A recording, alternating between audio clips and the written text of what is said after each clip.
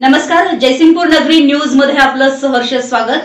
पाहूया आजच्या दिवसभरातील काही ठळक घडामोडी।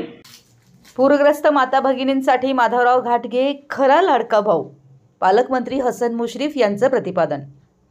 शिरोळ तालुक्यातील पूरग्रस्त लोकांसाठी व त्यांच्या जनावरांसाठी श्री दत्त गुरुदत्त शुगर्सच्या माध्यमातून माधवराव घाटगे यांनी निवारा देऊन त्यांना आधार देण्याचं खूप चांगलं पुण्यकर्म केलं।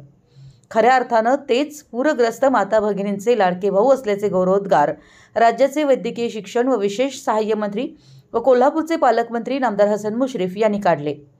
श्री गुरुदत्त शुगर्सच्या कार्यस्थळावर उभारलेल्या पूरग्रस्त छावणीला भेटप्रसंगी ते बोलत होते।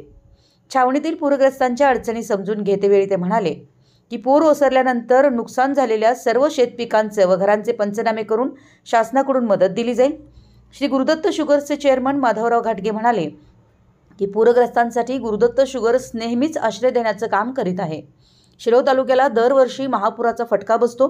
जागतिक बँकेच्या सहकार्यातून शिरोळमधील महापुराचं पाणी विदर्भ मराठवाड्याकडे वळवण्यासाठी 3200 कोटींचा निधी मंजूर झालाय, तरी त्या कामाची अंमलबजावणी शासनानं व प्रशासनानं लवकरात लवकर करून शिरोळमधील जनतेला दिलासा द्यावा। यावेळी खासदार धैर्यशील माने यांनी केंद्र शासनाकडून पूरग्रस्त लोकांसाठी जास्तीत जास्त मदत देण्याचा प्रयत्न करू अशी ग्वाही दिली।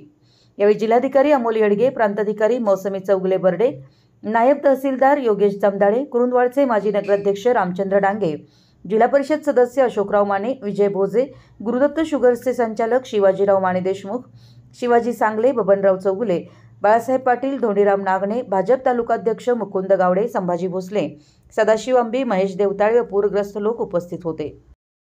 आमच्या जयसिंगपूर नगरी न्यूज चॅनलला लाईक करा, सबस्क्राइब करा आणि हो, स्क्रीनवर दिसत असलेला व्हॉट्सअप नंबर तुमच्या मोबाईलमध्ये ऍड करा। पाहत रहा जयसिंगपूर नगरी न्यूज चॅनल।